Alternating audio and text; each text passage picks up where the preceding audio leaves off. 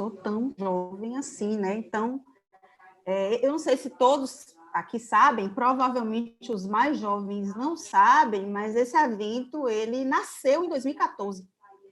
E foi um nascimento no ano que eu entrei na UFBA, né? O ano que eu ingressei enquanto professora da UFBA. Eu terminei o doutorado em 2013, depois eu fiz o pós-doc, e aí continuei, inclusive, morando em São Paulo, o pós-doc foi na USP, e aí em 2014 eu assumi na UFBA como professora.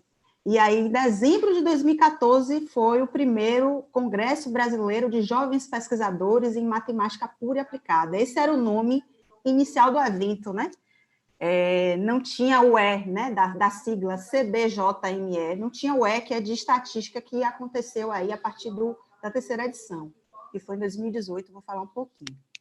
Então, vou começar aí mostrando para vocês que, de fato, eu... Ai, meu Deus. Espera aí. Ok, agora... Pronto. Enfim, né? Essa foi a cerimônia de abertura do primeiro Congresso de Jovens Pesquisadores em Matemática Pura e Aplicada, que aconteceu na USP em 2014. Eu acho que não vai dar para vocês enxergarem, mas, se eu não me engano, ele aconteceu de 10 a 12 de dezembro. Esse evento, as primeiras edições, elas aconteceram todas em dezembro, né?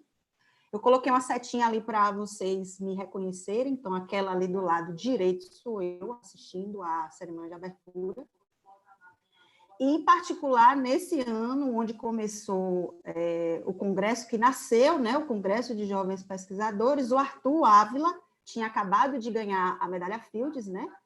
E, enfim, estava um burburinho a respeito disso, o Arthur estava bastante famoso aqui no Brasil, e aí a palestra de abertura, né, após essa cerimônia, ela foi dada pelo Arthur, né? Eu lembro que eu sentei ali, e aí depois foi a palestra do Arthur, inclusive auditório lotado, teve transmissão em outros auditórios da USP, né? Também por conta dessa questão do Arthur ter ganhado a medalha, enfim, ele aí abria esse congresso. Eu participei também dos outros eventos de jovens pesquisadores, né? Então, a gente teve em 2014 a primeira edição, depois em 2002 anos, né? Depois em 2016, depois 2018. E agora seria a quarta edição, né? Está acontecendo agora a quarta edição online, enfim, do evento. Então, aqui eu já trouxe algumas fotos também para testemunhar a minha presença, né, nessas outras edições. Então, essa foto de baixo aí foi a minha apresentação no segundo Congresso Brasileiro, né, que aconteceu na Unicamp em 2016. Acho que o Diogo estava nessa edição, se eu não me engano, depois ele pode falar aí no final. Enfim, uma foto séria, né, apresentando ali o meu trabalho, né, na minha sessão, e, enfim, não estava vazia a sessão, é porque a primeira fileira ela estava vazia, mas mais atrás tinha mais gente, tá, gente, me assistindo, enfim. E aí eu tentei trazer outras fotos para testemunhar aí a minha presença nas outras edições, tão sérias quanto a foto da primeira edição e da segunda, enfim, não encontrei com êxito essas fotos. Essa foto acima, à direita de vocês, é ainda uma foto da primeira edição do Congresso, que aconteceu em São Paulo, só que no momento do o jantar de confraternização do evento, né? Então, ali ao fundo tem o professor Tiago Castilho, que eu acho que estava aqui na sala. Enfim, tem aí alguns professores, na sua grande maioria da Unifesp. E eu me lembro, o Tiago pode inclusive falar sobre isso, que nesse dia a gente soube que ia ter o mestrado, né? Que abriu o mestrado da Unifesp em matemática. Foi um dia bastante feliz. Assim, eu não sou da Unifesp, mas tenho muitos amigos lá, enfim, foi um dia marcante aí. O Tiago pode inclusive falar sobre isso. E à minha esquerda, né, a gente tem um evento que aconteceu em 2018 em Curitiba. Bem, a foto não é, obviamente, no evento. Quem conhece Curitiba ou não conhece sabe que essa foto é lá no Jardim Botânico. E foi no dia do free time do evento, né? Enfim, esse rapaz de vermelho mais alto do que eu é meu estudante de doutorado, Pedro Henrique Martins de Moraes, que vai aparecer aí também ao longo da palestra matemática, né? Porque, por enquanto, eu estou só contando a história do evento. Enfim, eu queria pontuar, já que o Diogo me deu tempo, ontem a gente conversou, disse que tem o café após, né? O web coffee. Então, o Diogo deixou eu conversar um pouquinho mais agora nesse início. Eu queria falar um pouco sobre o movimento de mulheres matemáticas e como esse movimento ele tem como semente o Congresso Brasileiro de Jovens Pesquisadores, né? Na primeira edição desse congresso que aconteceu em 2014, me lembro que a professora Cristina Brecht, da USP, professora da USP, atualmente minha colega da Comissão de Gênero da SBM e SPMAC, a comissão conjunta entre as duas sociedades, ela falou, né? Eu lembro que teve teve uma reunião para falar das perspectivas dos jovens dentro da matemática, em relação ao fomento, dentre outras coisas, e aí tinham representantes de várias agências de fomento, e aí a Cristina levantou essa pauta. Foi pelo menos a primeira vez que eu vi em um evento de dimensão nacional, né? É um evento brasileiro, alguém falar sobre essa questão das mulheres dentro da matemática, né? Sabemos que nós somos poucas, e eu lembro que a Cristina levantou essa pauta nessa reunião. Isso foi em 2014, no primeiro evento. No segundo evento, enfim, né? Inclusive, nesse evento, vocês podem observar, podem olhar no site, está tudo disponível na rede, que a comissão organizadora do evento, o comitê científico, ele era, eu não me lembro se tinha uma mulher ou não tinha nenhuma mulher, algo desse tipo. E aí o segundo evento, que já aconteceu em 2016, já foi um pouco diferente, o comitê científico já contou com a presença de algumas mulheres, inclusive, esse evento também contou com uma mesa que discutiu a questão de gênero dentro da matemática. Então, enfim, e a coisa foi evoluindo, né? No terceiro Congresso Brasileiro, que foi de Curitiba de 2018, a gente já teve aí um percentual muito mais considerável de mulheres, eu não sei se exatamente 50%, mas números muito próximos disso. A gente já teve um número também muito considerável de plenaristas mulheres, a gente também já teve uma representatividade muito considerável de regiões. Então, esse evento, ele, de fato, foi uma semente de várias discussões que a gente faz hoje sobre, por exemplo, questões de gênero, dentre outras questões na matemática, né? Essa questão também dos eventos acontecerem sempre no Sudeste, né? Então, aí a gente já tem aí agora a quarta edição acontecendo online ainda, mas era para ser em João Pessoa, né? Enfim, vai ser em João Pessoa quando tivermos essa possibilidade aí. Então, o evento ele foi evoluindo. Então, eu fico realmente muito feliz de estar aqui na quarta edição, ter estado presente em todas as edições anteriores e também ter acompanhado essa evolução de várias discussões aí que estão presentes aí dentro da matemática. Então, acho que agora eu posso começar a parte séria da palestra, já contei muita história aqui, estou aberta para vocês fazerem perguntas nesse sentido. Inclusive, o Damião, hoje, na palestra de abertura, que eu tive a oportunidade de assistir um pedaço, ele falou um pouco sobre dados, né, desse evento, o número de sessões, que aumentou bastante em relação às edições anteriores, a presença feminina também, que aumentou bastante, a distribuição regional, que também já foi algo que eu percebi bem claramente na terceira edição de Curitiba. Enfim, então esse evento ele tem sido um retrato feliz aí da evolução da matemática, né? Desses jovens aí dentro da matemática, né? O futuro da matemática, né? Inclusive, no primeiro evento saiu uma reportagem, eu não me lembro onde foi a reportagem, acho que foi na FAPESP, que falava exatamente sobre isso, né? O futuro da matemática está presente, né, num evento em São Paulo, que foi quando aconteceu o primeiro congresso.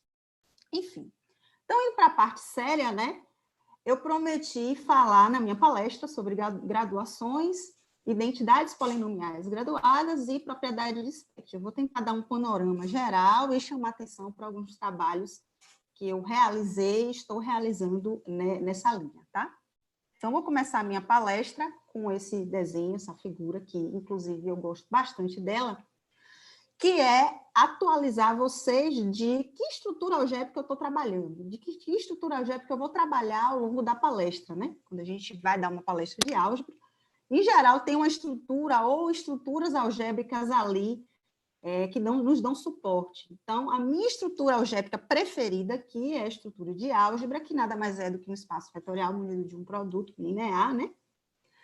E é só isso para mim, né? Sobre um corpo e aqui eu vou estar fixando que o meu corpo vai ser sempre um corpo infinito. Isso é só uma conveniência e vocês vão entender um pouquinho melhor sobre ela ao longo da palestra. É uma conveniência para o que eu vou fazer dentro de teoria de identidades polinomiais, tá?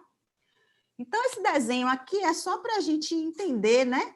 Porque muitas vezes a gente, dentro da teoria de identidades polinomiais, estuda muita coisa dentro da teoria clássica, né? Que é a teoria na perspectiva associativa. Então, eu gosto de colocar esse desenho para dizer que eu vou trabalhar bastante aí com o lado vermelho também, ou seja, de álgebras não associativas, tá?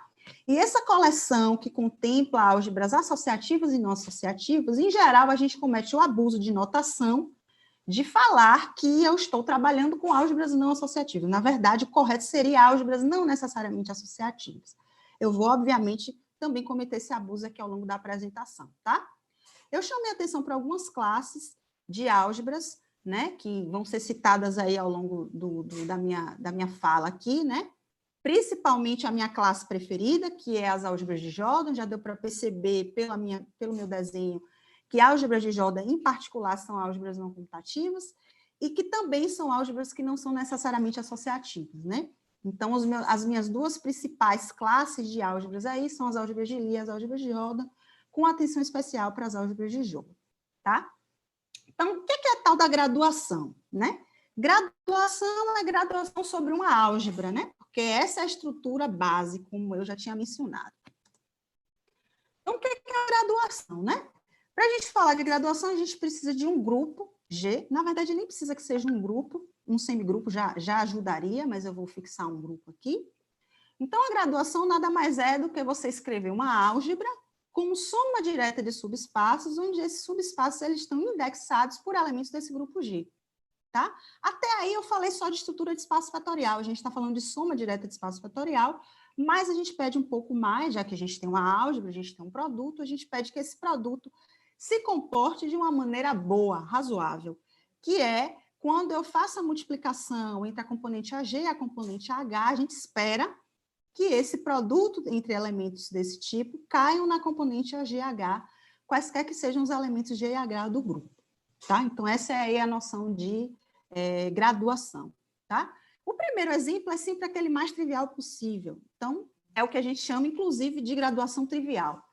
Então, eu posso, em particular, não escolher vários subespaços, e sim escolher a própria álgebra como um único subespaço. Em particular, a gente teria uma graduação, tá? Onde eu considero a componente neutra como sendo a álgebra toda, né? Ali eu cometi um erro, ali onde tem J, na verdade, é A, é porque mais para frente eu vou trabalhar com a álgebra de Jordan, então vou dar essa anotação. Então, enfim, a gente tem a graduação trivial, onde você, no fundo, só tem uma componente e todas as demais componentes, né, do grupo, né, diferente da componente neutra, é igual a zero. Outras graduações já não triviais, né? Enfim, eu estou tendo um delayzinho aqui para apertar, e eu não sei muito bem por quê, mas tudo bem. A gente, pronto, vou apertar aqui na tela, que eu acho que fica mais fácil. Enfim, outras graduações, né, que tem um pouco mais de graça, peguei a álgebra de matrizes, vamos começar com o caso associativo, tá? Daqui a pouco eu vou para o caso não associativo, peguei a álgebra de matrizes, de ordem 2, poderia trabalhar com matrizes de ordem N, e aí eu escrevo ela como soma direta de matrizes diagonais, né, e matrizes, a diagonal principal, que tem elementos somente, possivelmente na diagonal principal, e isso eu chamo de componente zero, e os elementos da diagonal secundária, né, não nulos, possivelmente não nulos, são da diagonal secundária, eu chamo de componente 1, e não é difícil perceber que isso me dá aí uma Z2 graduação. Uma outra graduação que aparece bastante, inclusive dentro da teoria de identidades polinomiais, principalmente na perspectiva clássica, é a graduação que a gente tem na álgebra de Grassmann, né, ou álgebra exterior. Enfim, né, a gente, em geral, em teoria de identidades, utiliza mais o nome de álgebra de Grassmann, né? Então, a gente tem aí a álgebra de Grassmann, eu estou considerando sobre um espaço vetorial de dimensão infinita, enfim, né, a álgebra de Grassmann clássica, de posto infinito, e aí eu tenho, né, que os monômios de tamanho par, né, esse subespaço é a minha componente zero, e os monômios de tamanho ímpar formam um subespaço de tamanho 1. Os monômios de tamanho ímpar formam um subespaço aí de grau 1, né? E a gente tem também aí uma graduação bastante conhecida dentro da teoria. Uma outra graduação, essa para um grupo G qualquer,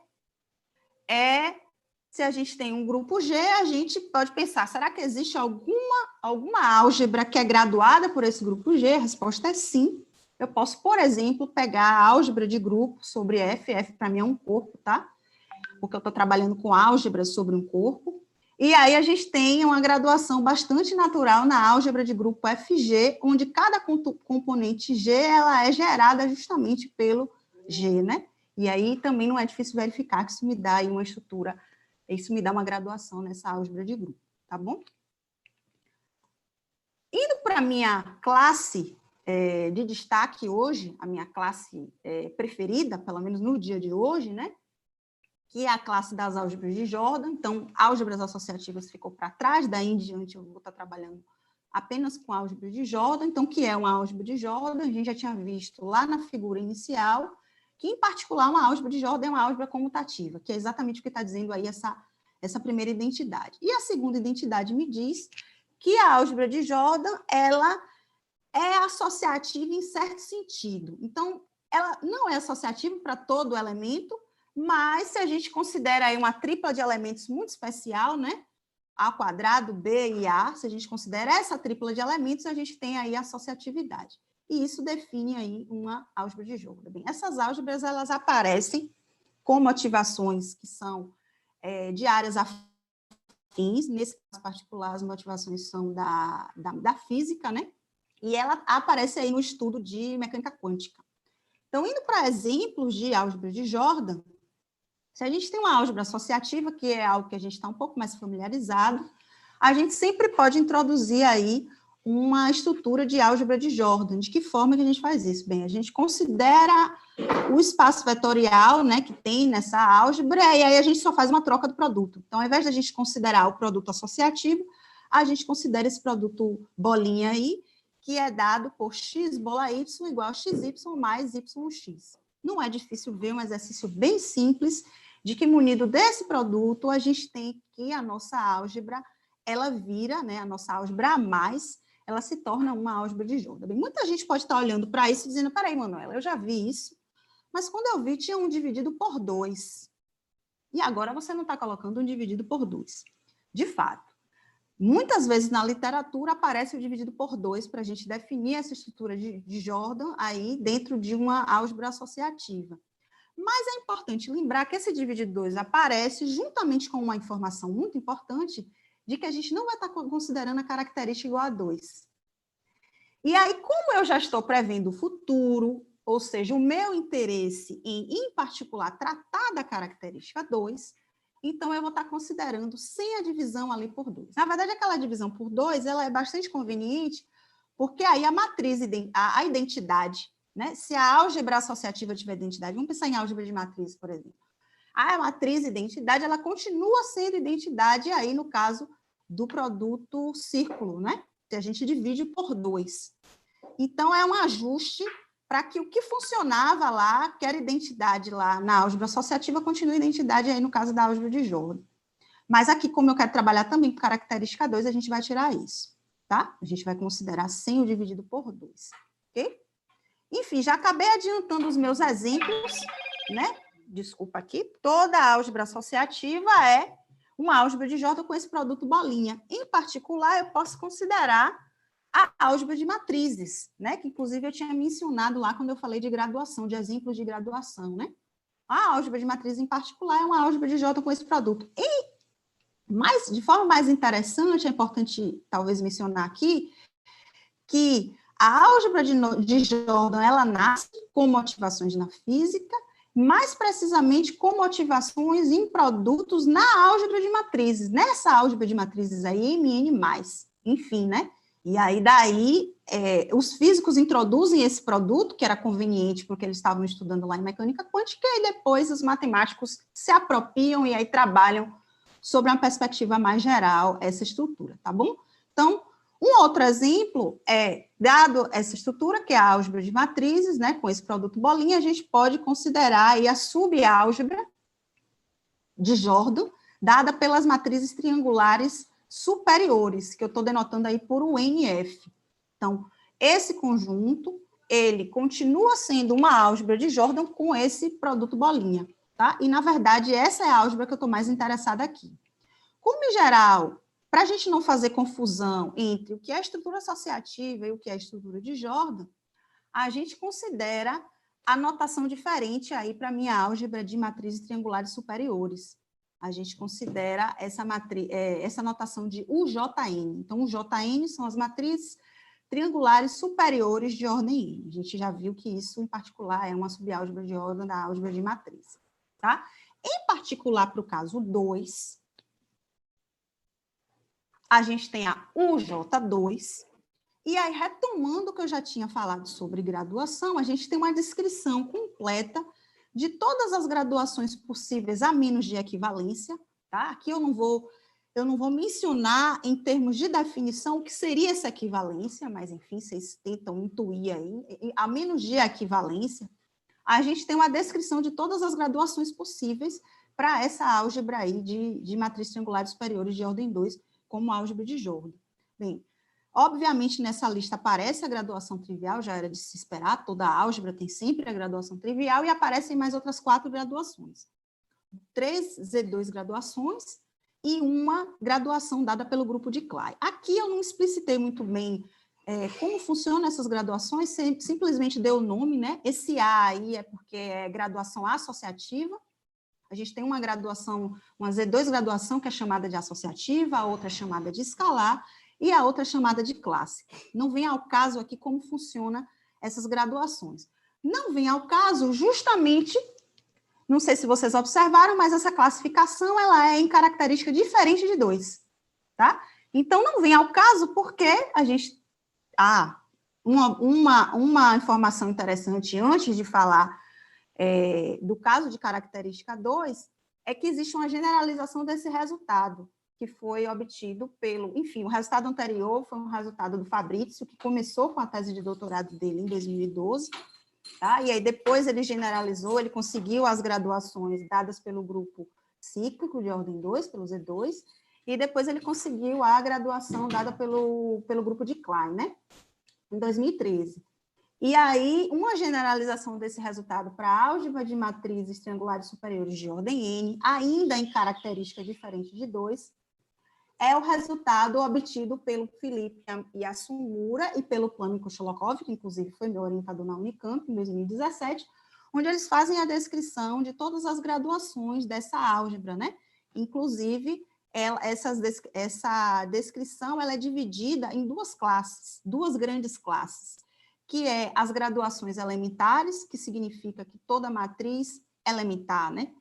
Ela é homogênea na graduação, e as graduações do tipo espelho. Esse MT aí é tipo espelho. Não vem ao caso aqui o que seria uma graduação do tipo espelho, mas esse resultado do Felipe e do Plummer, ele dá uma classificação de todas as graduações, no caso da gente trabalhar com matrizes triangulares superiores de ordem N. Em particular, a gente ganha aí que as graduações que foram obtidas pelo Fabrício para o J2, elas são, né, ou uma graduação elementar ou uma graduação do tipo espelho, né? É um caso particular desse resultado do Felipe juntamente com o Plummer. E aí, enfim, agora indo para a característica diferente de 2, para a característica igual a 2, eu propus para o meu estudante de doutorado, que é o rapazinho que apareceu lá na foto, lá no Jardim Botânico de Curitiba, inclusive mais alto do que eu, né? E aí eu falei para ele, vamos tentar completar esses estudos. E aí, para completar esses estudos, a gente tinha algumas possibilidades, né? Uma possibilidade era trabalhar com corpo finito, né? Porque todos esses resultados que eu falei, eles estão dentro do contexto que eu fixei lá no começo, onde o corpo é infinito. E quem trabalha com P-teoria sabe que as técnicas elas mudam muito quando a gente trabalha com corpo finito, e que existem pouquíssimos resultados dentro desse contexto. Então, eu falei, a gente tem essa possibilidade de pensar o que acontece no caso das matrizes triangulares superiores de ordem 2 para corpo finito, e a outra possibilidade é a gente trabalhar com característica igual a 2. Na verdade, a gente pode tentar atacar as duas coisas. E a gente começou atacando qual seria as graduações possíveis, já que a gente não tinha esse resultado, né? Tanto o resultado do Fabrício quanto o resultado do Felipe, que generaliza, são resultados em características diferentes de 2. E aí, depois de fazer algumas contas, que eu vou contar um pouquinho para vocês daqui a pouco sobre quais foram as técnicas que a gente usou, a gente chegou nessa descrição aí de graduações, né? Também 5 graduações, a graduação trivial, obviamente, 3 graduações, 3 E2 graduações, né? Essas não têm um nome tão bonitinho, a gente chamou de G1 graduação, G2 graduação e G3 graduação, e uma Z3 graduação, que é dada dessa forma aí que vocês estão visualizando aí no slide. Uma coisa importante aqui de mencionar é quem são esses elementos que aparecem aí na descrição da minha graduação, né? O J2 tem dimensão 3, né? Então, a gente pega uma base dessa álgebra e aí a gente está escrevendo essas graduações em função dessa base, tá? Então, a gente está considerando a matriz identidade, né? Aquela identidade usual mesmo, né? É o 1 mais E2, 2. O elemento que eu estou chamando de A é a matriz E1. O elemento que eu estou chamando de B é a matriz E1, 2. Aqui é muito interessante chamar a atenção que a identidade aqui, que é a identidade, no caso, associativo para as matrizes triangulares superiores, ela não é uma identidade, nesse caso, para a álgebra de Jordan. Porque, em particular, a identidade operada com qualquer elemento vai dar 2 vezes esse elemento, e a gente está em característica 2. Então, a identidade operada com qualquer elemento é 0. Mais precisamente, o único produto não nulo aí que a gente tem é o produto de A por B, né? E de B por A, porque a gente está numa estrutura comutativa. Então, esse é o único produto não nulo. Então, aí são as anomalias que aparecem quando a gente está trabalhando em característica 2. Quais foram as técnicas utilizadas para a gente chegar nesse resultado? Primeiro, a gente demorou um tempinho para pensar em relação à escolha da base, fazer uma escolha adequada, porque a base que foi utilizada no caso de característica diferente de 2 não era conveniente para a gente, porque a gente tinha, em particular, naquele caso, elementos que eram linearmente dependentes, né? Enfim, e aí a gente teve que pensar um pouquinho, aí chegamos nessa base, e depois o procedimento foi, vamos tentar pensar que a gente está numa situação muito boa, onde a dimensão da nossa álgebra é muito baixa, e a gente pode tentar utilizar os recursos da nossa boa e velha álgebra linear. Então, essencialmente, essa foi a técnica utilizada para a gente obter essa descrição, fazendo várias contas, né? Enfim, algumas observações em relação ao que a gente fez de conta para poder concluir, né? Para poder ter essa descrição das graduações em característica igual a 2. Primeira coisa que a gente observou foi que o B ele é um elemento homogêneo, isso é uma observação muito simples, decorre imediatamente do fato de que todos os produtos são nulos, né? Todos os produtos ou são um múltiplo de B ou são nulos.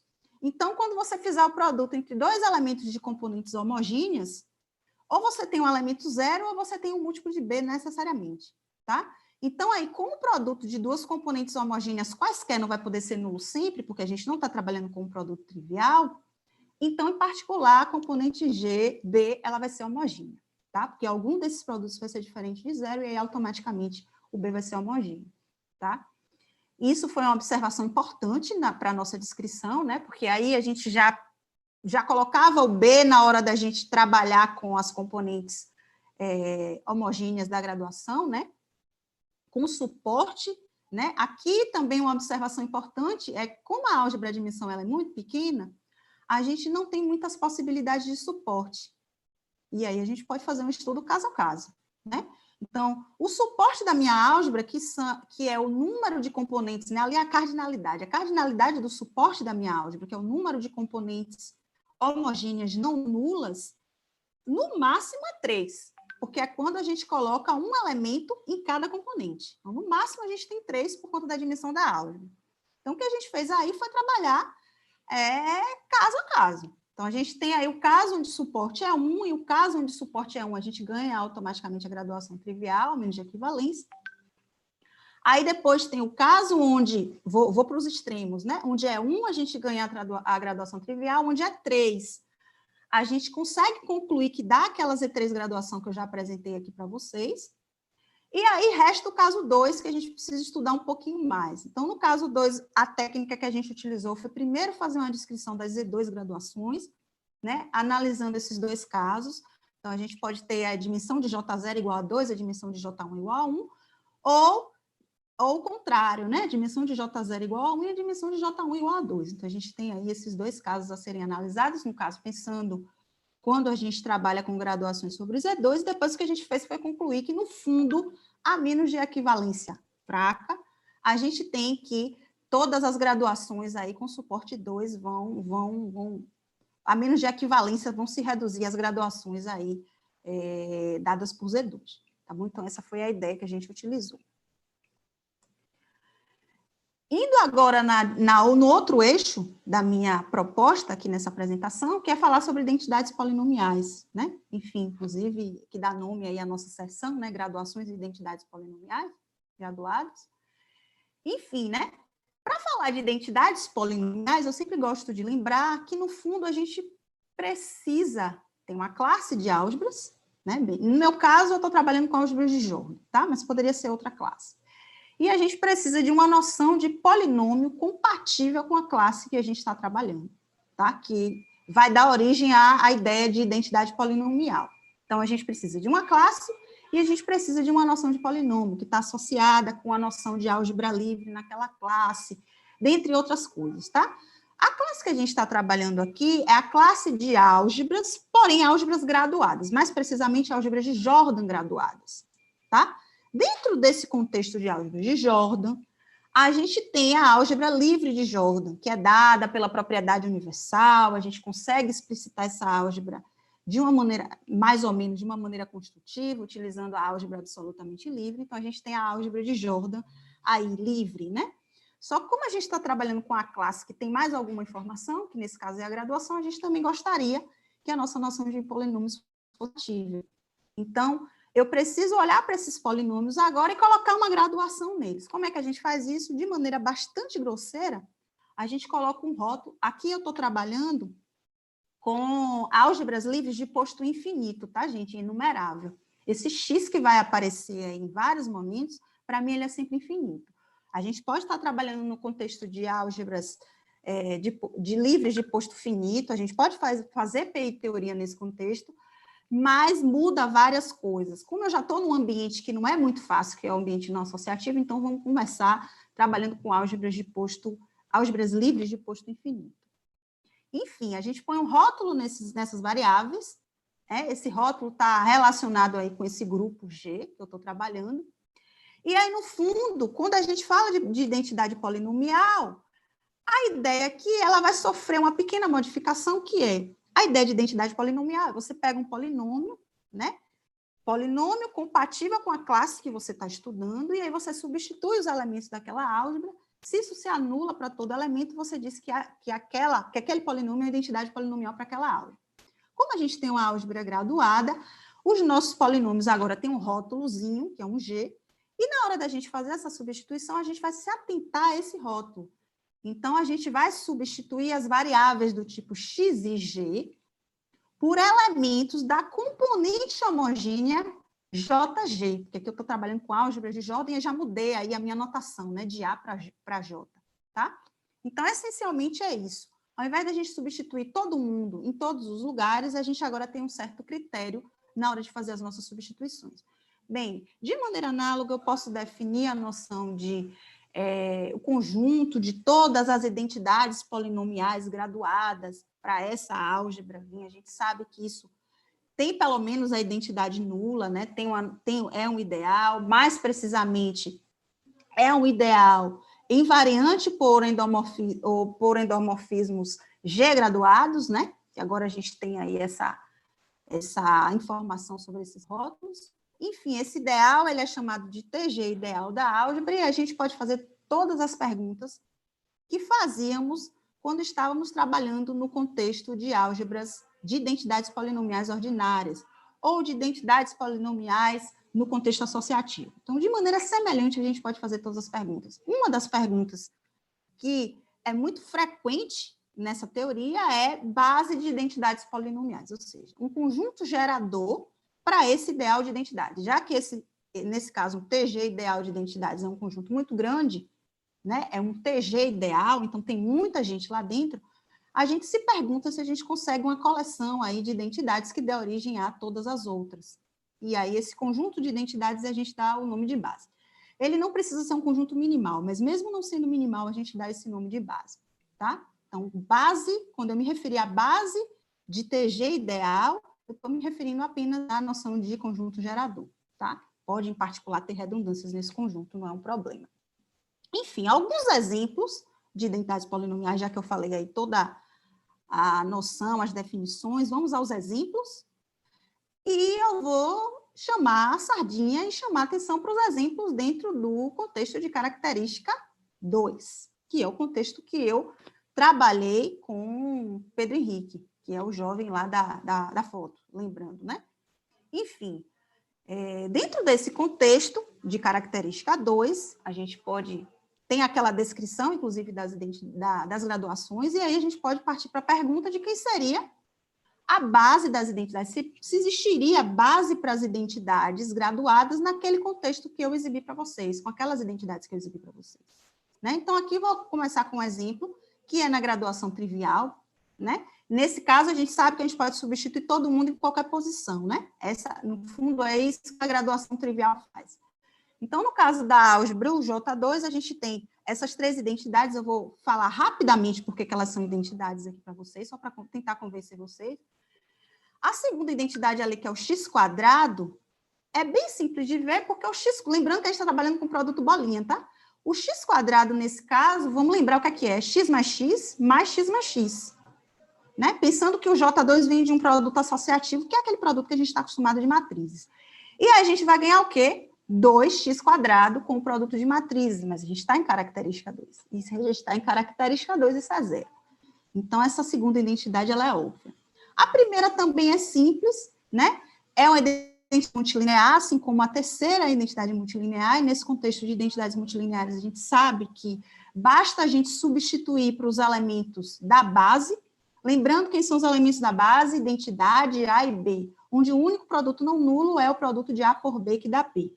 Se eu faço essa continha ali desse comutador duplo, a gente ganha que no primeiro produto x1, x2, a gente tem, na melhor das hipóteses, B. A gente tem ou 0 ou B. E no segundo, de novo. Então, a gente vai ter aí, na melhor das hipóteses, o produto de B com B, a menos de escalar, e a gente sabe que isso é 0. E a terceira identidade, vou deixar como exercício para vocês aí depois da palestra, pode ser aí no Webcoffee, a gente faz esses exercícios aí. A terceira também é bem simples. É aquela coisa da gente brincar com o I, o A e o B. Bem, os produtos que vão ser interessantes para mim aí vão ser produtos que envolvam A e B, porque se envolver identidade, a gente vai zerar.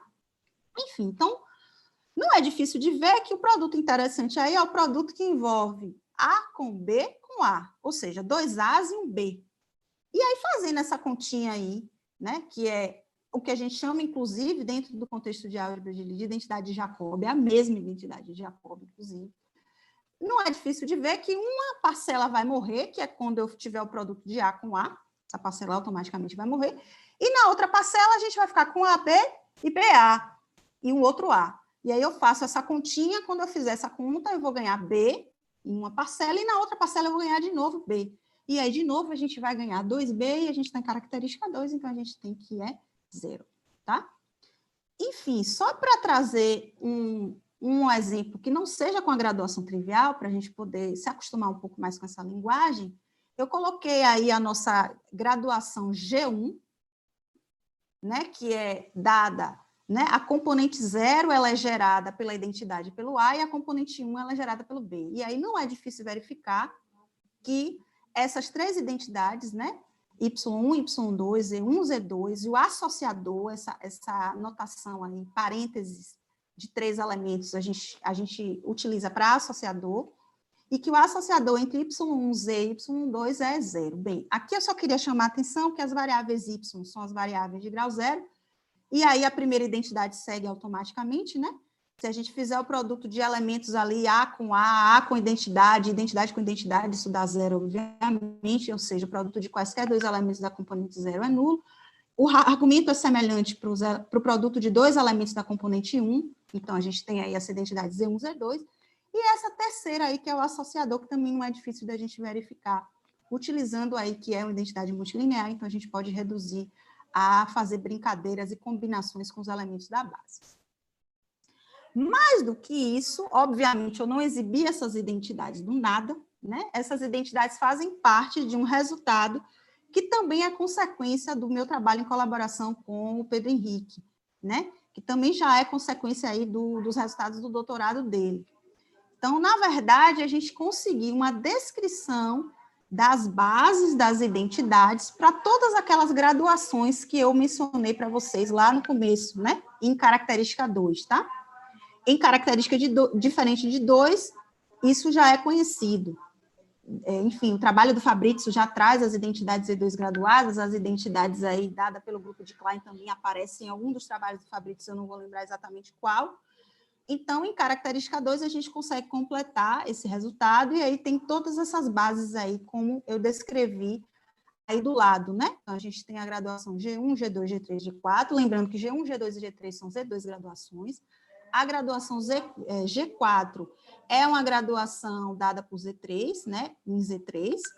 E a última que eu coloquei o 0 ali é a graduação trivial. Então, aquelas identidades, inclusive, que eu exibi anteriormente, elas não são apenas identidades, como elas são a base do T ideal, né? Nesse caso. Enfim, uma coisa interessante que acontece aqui, que não acontece quando a gente tem característica diferente de 2, é que, se vocês observarem, o TG1 ideal de UJ2 e o TG3 ideal de UJ2 são iguais, né? A mesma base, em particular, são iguais aí os TG2 ideais, ou seja, essas álgebras, elas são PI equivalentes, mas uma observação é que essas graduações, elas não são equivalentes. Isso é muito fácil de ver, porque a graduação G1, por exemplo, a componente 0 tem dimensão 2. E na graduação G3, a componente 0 tem dimensão 1. Então, disso a gente já tem que, de fato, essas graduações, elas não são equivalentes, né? G1, G2, G3, G4, e a graduação trivial, em particular, G1 e G3 não são equivalentes, mas a gente tem aí uma API equivalência, né? A gente tem aí a equivalência entre os TG ideais. Por que eu falo que isso é interessante? Porque o Felipe, junto com o Plame, lá no resultado que eu exibi para vocês, que eu falei sobre a descrição das graduações de UJN, que em particular contempla o J2, eles fazem a descrição das graduações, mas mais do que isso, eles mostram que se você tem API equivalência ali, né? Se você tem TGs ideais iguais, automaticamente você tem graduações que são equivalentes. E aqui a gente ganha exatamente em característica 2, isso não funciona. Indo no outro eixo da minha palestra, né? Falei que iria falar sobre propriedade de SPECT. Para falar sobre propriedade de SPECT, eu gosto sempre de iniciar falando sobre problema de SPECT, que em geral é muito conhecido, principalmente para quem é da área de IP-teoria, né? O que é o tal do problema de SPECT? Em 1950, o SPECT conjecturou o seguinte problema, né? Fez a seguinte pergunta, a seguinte questão, né? Será que todo T ideal, aqui a gente está no contexto ordinário, ou seja, da graduação trivial, tá? Quando não aparecer esse G é porque a gente está no contexto ordinário. Então, a pergunta é, será que todo T ideal de uma álgebra associativa, ele é finitamente gerado? Ou seja, ele tem base finita? No fundo, é isso que está escrito aí. Tá? Ele pode ser definido por um sistema finito de identidades polinomiais. Aqui eu queria chamar a atenção para uma pequena observação, que eu sei que é do conhecimento da maioria, mas pode ter alguém que não é da área. O T ideal de identidades é, em particular, um T ideal, né? Sim. A coleção de identidades, em particular, é um T ideal. A gente falou disso quando a gente, inclusive, estava no contexto graduado e contempla a graduação trivial. De maneira mais geral, todo TG ideal, que existe uma definição para isso, que é, inclusive, um ideal que é invariante por endomorfismos, essa seria a definição, ele pode ser visto como TG ideal de identidades. Então, por isso, muitas vezes, a gente não fica falando TG ideal de identidades, porque se a gente fala de TG ideal, a gente pode estar associando sempre a TG ideal de identidades. Tá? A resposta à pergunta que foi proposta pelo SPECT em 1950 é depende. Essa pergunta está escrita aí, a resposta seria depende. E a característica do corpo interfere bastante no sim ou no não. Tá? E aí, por conta disso, o problema, a investigação do problema, ela tomou 2 gerações, já que a gente não tinha uma resposta aí que fosse sim, sempre ou não sempre. E aí, as direções são as seguintes. A primeira é, vamos encontrar TGs ideais que possuam base finita, né? Vamos mostrar que certos TGs ideais possuem base finita. E a outra possibilidade é construir contraexemplos, ou seja, construir TG ideais que não possuem base finita. Tá? Então, aí o problema, ele ganhou essas duas, as 2 direções são interessantes e são importantes. Mas aí, em 1987, bem, esse problema ele foi conjecturado para álgebras associativas e para álgebras de Lie. No intervalo aí de 1950, um pouco tempo depois, já se tinham vários contraexemplos nesse sentido, né, quando a característica não era 0, mas somente em 1987, o Kemmer provou que se a gente considera o caso das álgebras associativas sobre um corpo de característica 0, aí não tem jeito. Aí todo T ideal, ele é finitamente gerado. Então, o Kemmer concluiu isso, tá? Em 1987, demorou um pouquinho aí da conjectura do Specht até o Kemmer ter essa resposta aí mais geral, pelo menos em característica 0. Outras respostas, aí já indo para o contexto graduado, que é o contexto que me interessa principalmente aqui na palestra de hoje, é o resultado da Irina Svidova, que ele faz um análogo do que foi feito por Kemmer, do que foi mostrado pelo Kemmer, inclusive a Irina foi orientanda do Kemmer, que é provar que isso também vale para o caso graduado, quando a gente trabalha com um grupo abeliano finito. Então, a gente tem aí um resultado análogo ao Kemmer, ou seja, todo TG ideal no contexto associativo e em característica 0 é finitamente gerado. Bem, mais tarde, a gente melhorou, esse resultado foi melhorado pelo Bilov e pelo Aljadev, não fui eu, né? Foram o Bilov e o Aljadev que fizeram isso, e aí eles retiraram o fato do grupo ser abeliano e deixaram somente o fato do grupo ser finito. Então, a gente tem também aí resultados nesse sentido para álgebras graduadas. E no contexto de álgebras de Lie, né, que inclusive aparece lá na formulação do problema inicial do Specht, a gente tem alguns resultados nesse sentido, como, por exemplo, esse resultado do Tiakov de 2013, que diz que quando a gente trabalha com álgebras de Lie de dimensão finita, a gente, de fato, tem que o T ideal de suas identidades ele é finitamente gerado. Tá? Então, a gente tem esses resultados parciais aí no caso de álgebra de Lie. Vou falar daqui a pouco para resultados parciais também no caso de álgebra de Jordan. E aqui, nessa última informação sobre o problema de Specht, eu falo um pouco sobre os contraexemplos, né? Enfim, tem vários autores aí que produziram contraexemplos quando a gente trabalha com corpos de características diferentes de 0. Contraexemplos no contexto associativo e contraexemplos no contexto de Lie. Qual é a diferença de um para o outro? No caso associativo, a gente tem uma resposta positiva, afirmativa em característica 0. Já no caso de álgebras de Lie, mas geralmente no caso de álgebras não associativas, a gente não tem uma resposta semelhante à obtida pelo Kemmer para o problema de Specht. Então, o caso não associativo a gente tem alguns contraexemplos, como eu já mencionei, o caso de álgebras de Lie, que inclusive é bastante conhecido na literatura, em característica diferente de 0, mas a gente não sabe se o resultado é válido em característica 0. Na verdade, o Shestakov disse em um certo momento que ele acredita que seja verdadeiro. Então, eu também estou aí com a intuição do Shestakov, que é uma intuição muito boa, né? Muito elaborada, inclusive, então acho que o Shestakov deve estar certo, mas até agora a gente não tem uma prova para isso. Enfim, no contexto de álgebras de Jordan, que é o contexto que eu estou mais interessada, a gente também tem resultados parciais. Um deles é esse resultado de 1989, que foi obtido pelo Weiss e pelo Zelmanov, onde você conclui que, não sei de maneira geral, porém, se a sua álgebra for uma álgebra de Jordan finitamente gerada, a gente tem que, sim, o T ideal de suas identidades, ele é um T ideal finitamente gerado, tá? Tudo isso em característica 0. A maioria dessas respostas parciais, né, não sei se eu citei, mas todas elas são em característica 0. Aqui é importante mencionar que, em particular, esse resultado do Weiss e do Zelmanov, ele pode ser aplicado para a nossa álgebra queridinha, o J2, ou o JN, de forma mais geral, né?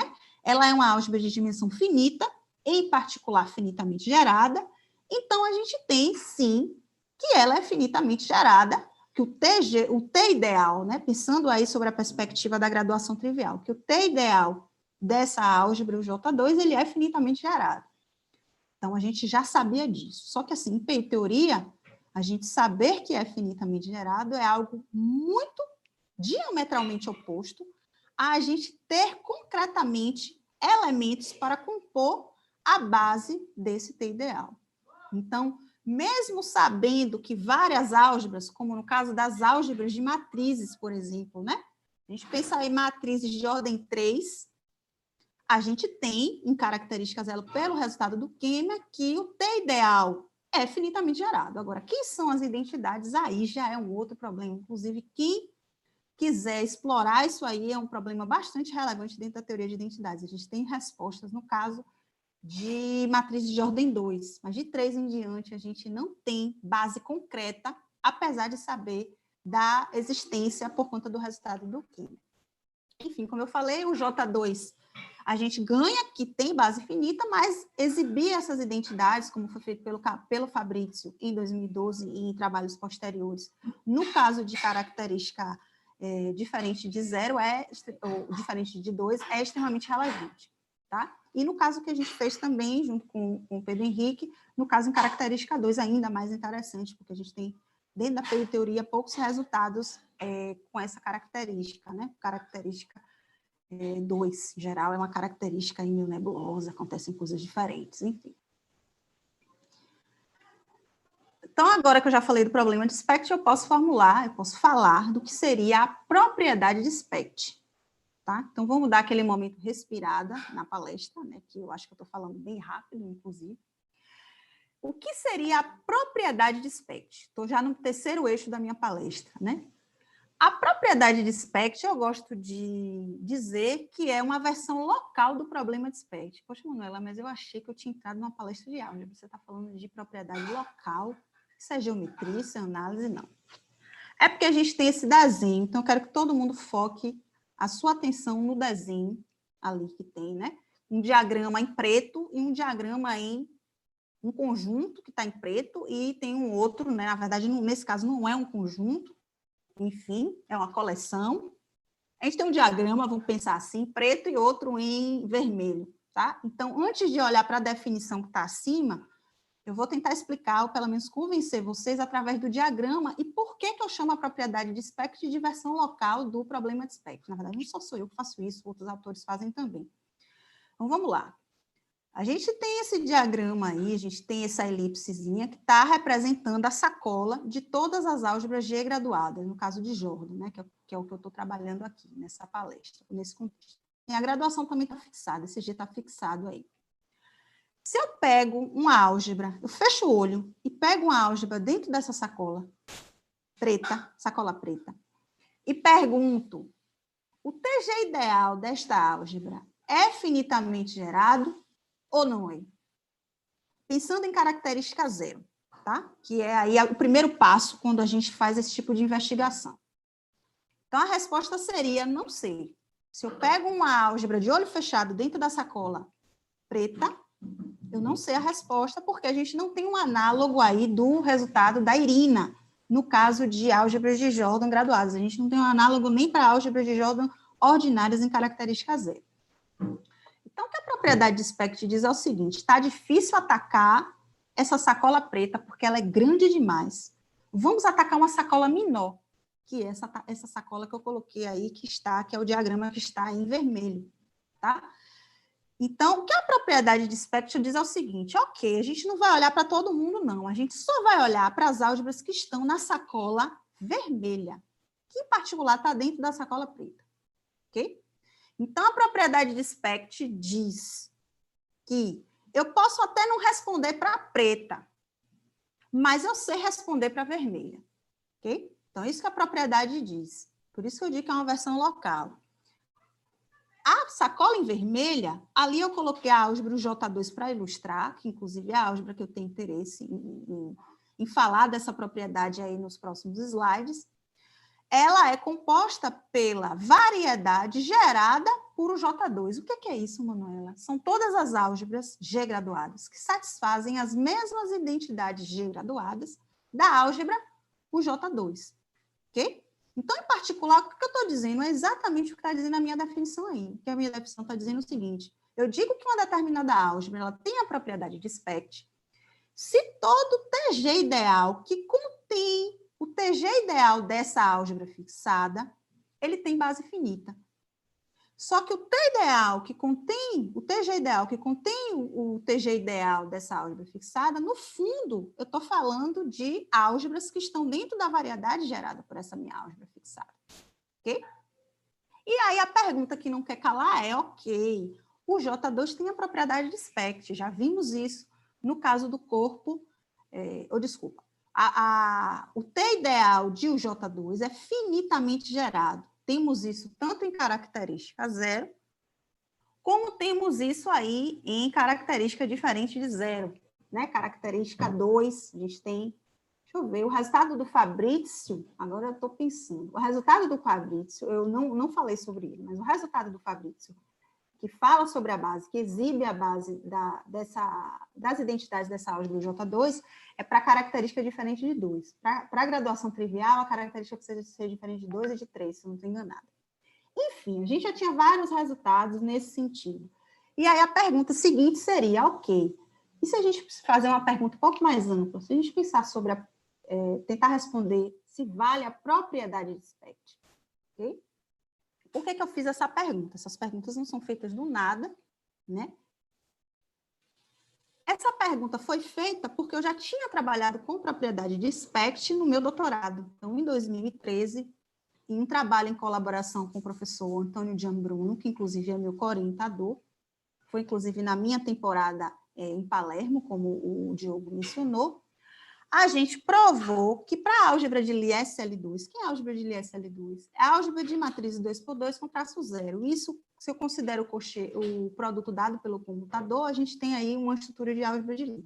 Com essa álgebra de Lie, enfim, eu provei em 2013, juntamente com ele, que ela satisfaz a propriedade de SPECT. Bem, a gente já tinha alguns resultados anteriores que falavam que o T ideal dessa álgebra SL2, o TG ideal dessa álgebra SL2 é finitamente gerado. A gente já tinha uma descrição de quem são as graduações possíveis, e inclusive que em todos os casos a gente tem aí que ela é finitamente gerada, tá? Finitamente gerada a menos de suporte, a gente precisa fazer uns ajustes aí, enfim, não vou entrar nesses detalhes aí, aqui, tá? Então, aí, tendo esse resultado positivo, a gente investigou a propriedade de SPECT. E aí a gente foi bem sucedido e conseguiu provar que vale a propriedade de SPECT no caso de SL2. E aí, num trabalho posterior, de 2017, em colaboração com o Diogo, então esse Silva aí é do Diogo, que é o nosso chair aqui nessa sessão, a gente fez também para a álgebra de Jordan-BN. Eu não vou entrar em detalhes aqui do que é a álgebra de Jordan-BN, mas a gente conseguiu provar, enfim, BN ela é munida de uma Z2 graduação, e aí a gente conseguiu também provar que essa álgebra BN satisfaz a propriedade de SPECT. Só chamando a atenção para uma história engraçada desse resultado meu com o Diogo, eu terminei o doutorado em 2013, né? E contei, inclusive, não sei se todo mundo estava aqui, que eu sempre vou com bastante frequência a Campina Grande. A primeira vez que eu fui em Campina Grande foi em 2013, quando eu terminei o doutorado. E eu não me lembro se foi nessa ocasião ou se foi em outra ocasião que eu fui em Campina Grande, mas, enfim, eu trabalhava já tinha trabalhado com propriedade SPECT no contexto de álgebra de Lie, e aí tinha lido os trabalhos do Diogo e percebi que ele tinha feito algumas coisas no doutorado dele para álgebra de Jordan. E eu pensei, por que a gente não unir forças? E aí eu me lembro que em um determinado momento, não vou lembrar se foi em 2013 ou 2014, que eu estive em Campina Grande, eu falei assim, Diogo, então vamos fazer isso aqui. Vamos unir forças, porque era, no fundo, eu entendia da propriedade SPECT, da técnica, que inclusive eu vou falar um pouquinho para vocês dela daqui a pouco, e o Diogo entendia de álgebra de Jordan. Aí a gente resolveu unir forças e fomos muito bem sucedidos aí com esse trabalho aí que foi publicado em 2017. Enfim, como eu falei, né, eu entendia da tal da técnica. Eu tinha uma técnica que eu tinha utilizado lá em SL2, e, inclusive, a gente utilizou a mesma técnica aí no trabalho em álgebra de Jordan. Essa técnica, ela está baseada, né, no que a gente chama de propriedade da base finita para conjuntos. A gente faz aí um ajuste dessa técnica dentro do contexto de teoria de identidades. Obviamente, eu não fui a primeira a fazer isso, já tinha outros autores em teoria de identidades que já tinham trabalhado com essa técnica aí para estar provando essa propriedade, tá? Enfim, então vou falar agora um pouquinho para vocês sobre no que consiste essa técnica. Então, primeiro, a gente precisa trabalhar com uma... Eu estou sem conseguir visualizar aqui, tem várias coisas aqui, eu não quero fechar para não acontecer nenhum desastre. Mas eu acredito que eu estou trabalhando com um conjunto, que eu não vou lembrar o nome, eu acho que eu chamei ele de A. Pronto, agora deu certo. Um conjunto que eu chamei ele de A, tá? E a gente vai precisar da noção de quasi-ordem. A noção de quasi-ordem, como o próprio nome diz, é uma quasi-ordem. Ela é quase uma ordem, ela quis ser uma ordem, mas aí não tem a propriedade antissimétrica, né? Então, ela é uma relação que é reflexiva, apenas reflexiva e transitiva, tá? E aí a gente chama, quando essa relação satisfaz apenas esses dois axiomas, de quasi-ordem, tá? Então, em particular, toda ordem é uma quasi-ordem, tá? Mas não vale a recíproca. Nem toda quasi-ordem é ordem, e aí eu vou dar um exemplo para vocês, que é justamente no contexto que me interessa, que é no contexto de polinômios, no contexto de identidades. Lembrando que eu quero resolver lá o problema de Specht que foi enunciado, a propriedade, né, que foi enunciada lá no início, em particular para a álgebra UJ2, tá? Enfim, uma quasi-ordem que não é uma ordem é a quasi-ordem dada pela consequência. Então, eu vou pegar aí a álgebra livre de Jordan graduada, que é aquela notação que eu introduzi para vocês lá no comecinho, tá? Peguei dois polinômios, eu peguei aí porque é o contexto que me interessa. Peguei dois polinômios, eu digo que f é menor ou igual que g, se g pertence ao TG ideal gerado por f. Em outras palavras, a gente está dizendo que g é uma consequência de f, ok? Então, a gente não é difícil perceber que essa relação é, de fato, uma quasi-ordem, mas ela não é uma ordem. E é muito simples ver que ela não é uma ordem, porque a gente está trabalhando aí, em particular, com o conjunto x infinito. Eu posso pegar duas variáveis distintas, x1 e x2. É bem fácil ver que x1 é consequência de x2, basta a gente trocar o rótulo aí, a gente está pensando em consequência no sentido de geral mesmo, TG ideal. E o contrário também, que x2 é a consequência de x1, mas se a gente tem variáveis distintas, a gente não tem que x1 é igual a x2. Então, essa seria aí uma quasi-ordem que não é uma ordem, tá? Inclusive, é a quasi-ordem que me interessa aqui para falar da propriedade. Uma outra coisa que me interessa é a definição da tal da propriedade da base finita. Foi o que eu falei lá, que era a minha técnica, né? Que é a técnica que eu tenho utilizado e continuo utilizando aí, espero continuar utilizando ainda por bastante tempo, de trabalhos, enfim, então espero continuar utilizando ainda. Enfim, para falar dessa propriedade, a gente precisa falar da noção de fecho. Lembrando que eu tenho só um conjunto com uma quasi-outra, tá? Essa noção de fecho é o seguinte: o que é o fecho de um conjunto? A gente espera, sobre a perspectiva topológica, que também eu não vou entrar nesse mérito, porque não é o meu objetivo, que o fecho contém um conjunto. E é o que vai, de fato, acontecer aí, né? Então, quando é que um elemento está no fecho de um conjunto? Quando ele pode ser comparado com o elemento do conjunto, mas comparado para cima, né, com o elemento do conjunto. Isso aí fica um pouquinho confuso, eu gosto de fazer esse desenho, que eu acho que ele é bem ilustrativo. Então, vamos imaginar que os elementos do nosso conjunto são esses pontos pretos, e que essas linhas, eu estou utilizando essas linhas, isso é um grafo, né, uma árvore em particular, eu estou utilizando essas linhas para dizer que um pontinho preto se relaciona, através dessa quasi-ordem, com outro. Então, eu estou usando essa linha para falar isso, ok?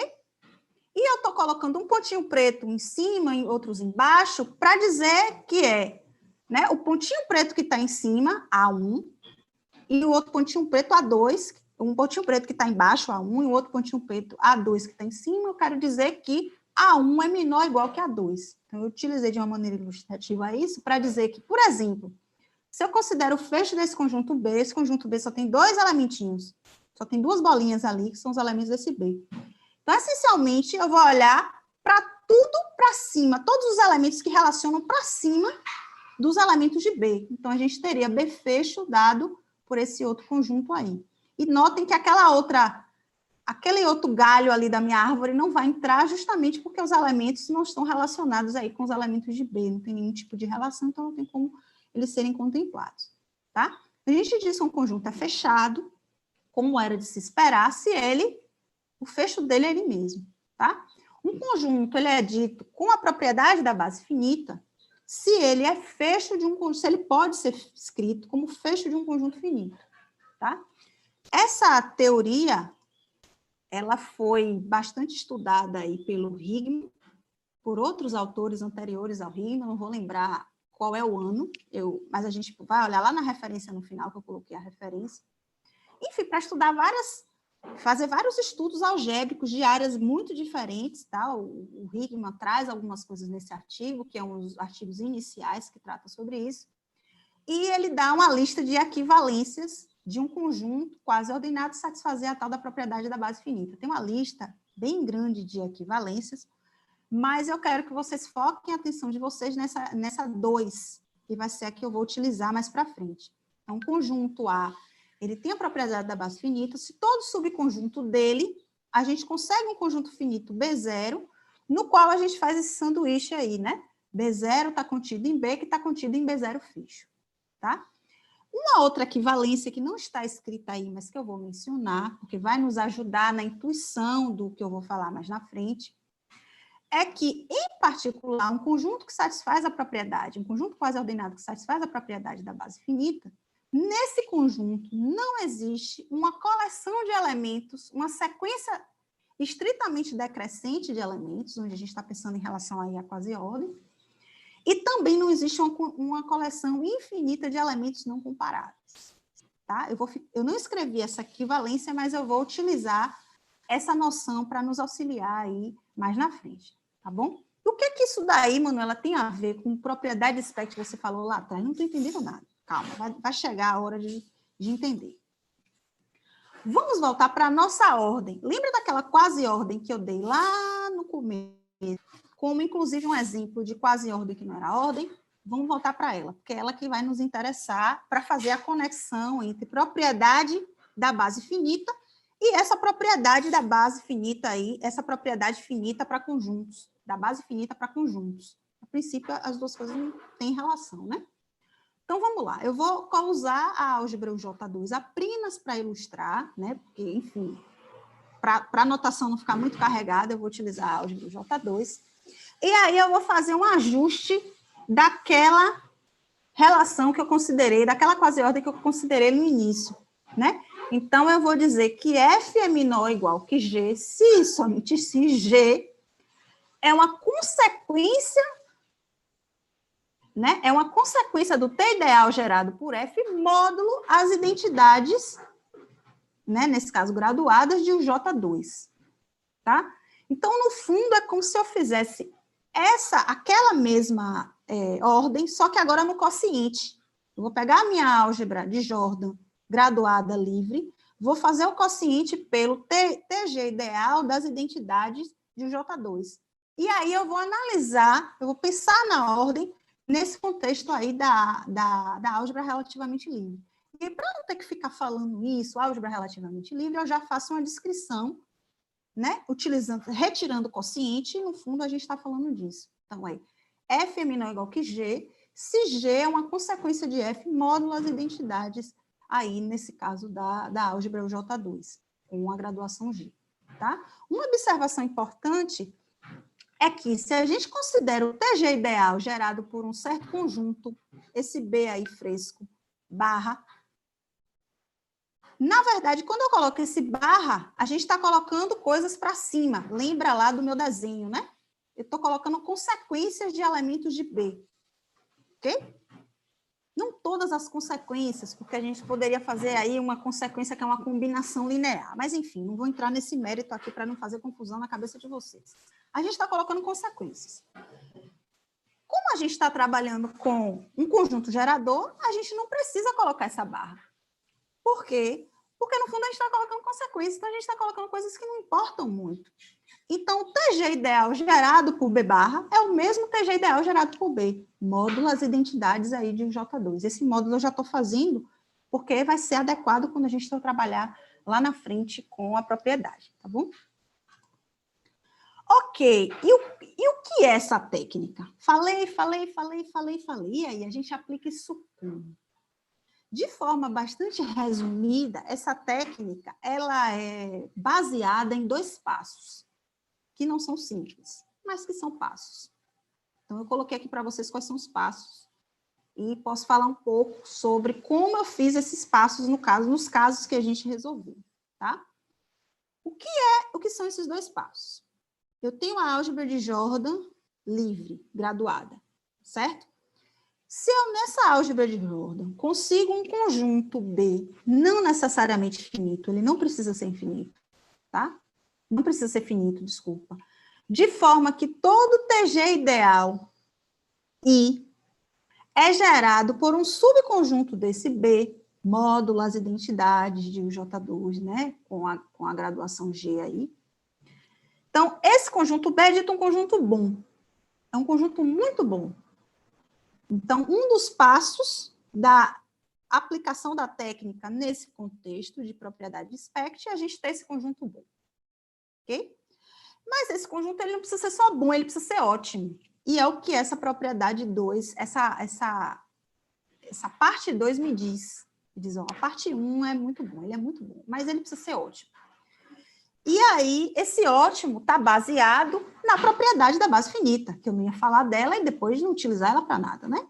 Então, esse ótimo diz o seguinte: se esse B, com a ordem, com a quasi-ordem, dado pela consequência, satisfaz a propriedade da base finita, aí esse B, ele era só bom, ele vira ótimo.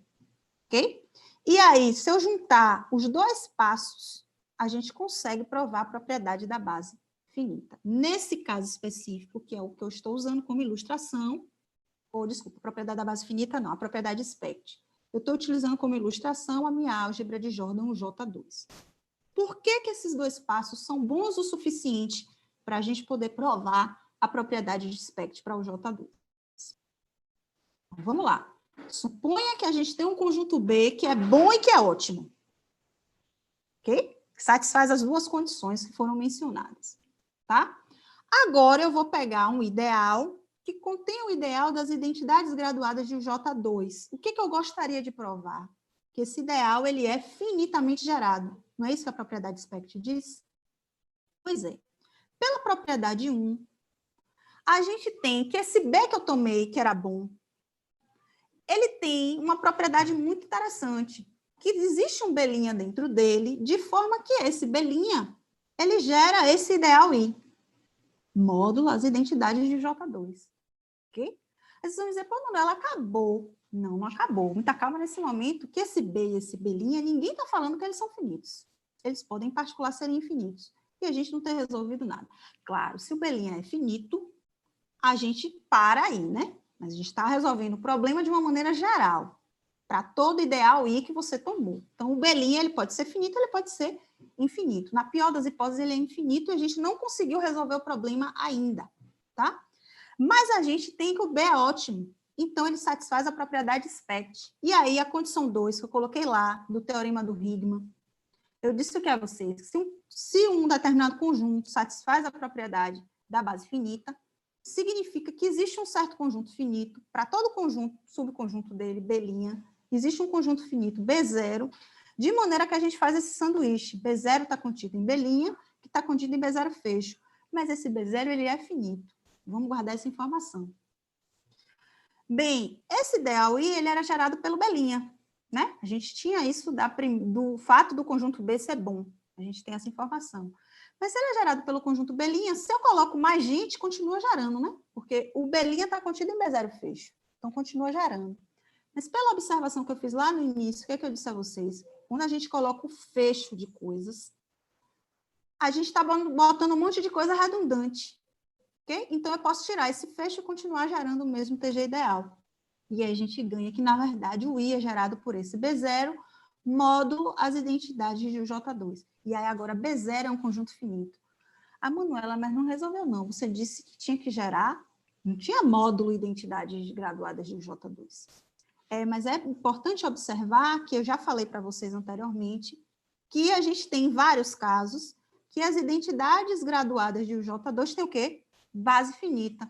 Então, se eu quero pensar isso sem esse módulo, o que é que eu faço? Eu incluo as identidades graduadas de UJ2. Bem, eu tinha um conjunto B0 que era finito. Se eu incluo outro conjunto finito, a gente ganha que esse conjunto continue finito. E isso mostra. Okay? Enfim, era isso. Quais foram os resultados que a gente obteve, né? Utilizando essa técnica. Bem, essa técnica ela precisa ser utilizada para cada graduação. No caso de característica diferente de 2, no caso de característica 2, a gente precisa fazer essas mudanças aí. Em um primeiro momento, eu mostrei, junto com o Fabrício Martino e o Lúcio Centrone, em 2019, um trabalho publicado já em 2019, que a gente tem que vale a propriedade de SPECT quando a gente trabalha com a álgebra UJ2, no caso de característica 0, lembrando que a gente tem a determinação de todas as graduações, enfim. Por que aparece característica 0 aqui? Aqui aparece característica 0 porque a gente... Lembra do conjunto B que precisava ser bom? Precisava ter um B que era muito bom, e na verdade tinha que ser ótimo, mais do que bom. Pois é, a gente precisou dessa condição característica 0, porque em característica 0 a gente tem um B que é bom, que são os vetores de peso máximo, que a gente pode trabalhar aí com representações de SN, se for, no caso graduado, cartesiano de SNs, enfim. E a gente tem aí um candidato, se a gente tem a decomposição em cocaracteres, a gente tem aí os geradores, os módulos irredutíveis, falando um bocado de coisa difícil agora, né? Mas é que já está acabando a palestra, a gente pode começar a falar as coisas difíceis. Enfim, se a gente tem várias informações em relação à decomposição em cocaracteres, que tem que ser em característica 0, a gente consegue esse B bom. E aí, agora, a gente precisa só tentar se organizar para provar que esse B é ótimo. Mas, pelo menos, o primeiro step lá da minha estratégia já é obtida quando a gente trabalha com característica 0 e, em algumas álgebras, a gente tem informações sobre, enfim, sequência de cocaracteres, dentre outras coisas. Tá? E aí, junto com o Pedro Henrique, que eu espero que esteja me ouvindo, chamei ele para vir na palestra, inclusive falei que ia citar ele, foi citado já várias vezes, junto com o Pedro Henrique, que a gente fez, a gente trabalhou no caso de característica 2, né? Já tínhamos definido todas as graduações, agora fazendo propaganda do meu trabalho em colaboração com o Pedro Henrique, que eu espero que a gente submeta ainda esse ano, ele sabe. Se ele está me ouvindo, é importante que esse ano a gente submete. A gente está na correção final aí dos ajustes para submeter, enfim. A gente fez a descrição das graduações em característica 2, que é algo que era desconhecido na literatura. Depois a gente determinou quem eram os TG ideais para cada caso. E aí depois, o passo seguinte vamos tentar investigar a propriedade SPECT. E aí, nesse contexto, a gente não pôde contar com os vetores de peso máximo, com a teoria de representações, com os geradores dos módulos irredutíveis, etc, etc, etc, etc. Porém, a gente tinha identidades muito, muito boas, que nos davam uma álgebra relativamente livre, com monômios multi-homogêneos razoáveis, que poderiam fazer aí o papel do meu B. Então, foi isso que a gente fez, e aí fomos bem-sucedidos, ainda bem, conseguimos provar que em cada caso, né, a gente tem que dividir em cada uma das graduações, analisar cada caso, a gente conseguiu provar que, de fato, a propriedade SPECT ainda é satisfeita aí em característica 2. Existem aí algumas lacunas, né? O meu trabalho com o Lúcio, ele é apenas em característica 0. Então, ele não contempla o caso característica diferente de 2, por exemplo. Então, aí seria aí uma possibilidade de trabalhos aí, quem se interessar, né, Pedro Henrique, inclusive, sei lá, pode trabalhar aí, né, tentar provar o mesmo resultado, né, quando a gente trabalha com característica diferente de 2, de uma maneira geral, né, tentar ver. É meio complicado, porque, como eu falei, aquele B que é bom, não é tão simples assim da gente encontrar. Enfim, né, trabalhar com álgebra relativamente livre também é algo extremamente difícil. Enfim. E a gente tem também o caso de corpo finito, como eu falei, né? Que é aí também uma proposta que eu fiz para ele, né? Só que corpo finito, quem é da teoria de identidade sabe que a gente precisa mudar completamente as técnicas. A gente não tem mais como usar essas técnicas combinatórias que a gente utiliza para corpos infinitos. e a gente precisa lidar com teoria estrutural, nesse caso, teoria estrutural de álgebra de Jordan, que atrapalha, o fator de atrapalhar aí é multiplicado por 1000, né? Porque para a álgebra associativa já é extremamente difícil, onde a gente tem alguma coisa de teoria estrutural, e para álgebras não associativas, aí o problema realmente piora, porque aí a gente tem menos ainda, né, de teoria estrutural. Então, era isso que eu queria mostrar para vocês. Essas aqui são algumas referências que eu mencionei aí na apresentação, alguns trabalhos. Queria finalizar aí a minha apresentação com essa foto, que é uma foto bastante simbólica para mim. Essas foram as minhas 3 primeiras alunas de mestrado, enfim, já defenderam. A Joselma, da esquerda para a direita, a Joselma, eu, né? Sempre com penteado diferente, normal. A Romélia e a Judeane foram as minhas 3 alunas, isso aí foi no dia da defesa da Joselma. E eu trouxe essa foto para dizer que sim, representatividade importa muito. E é isso, obrigada.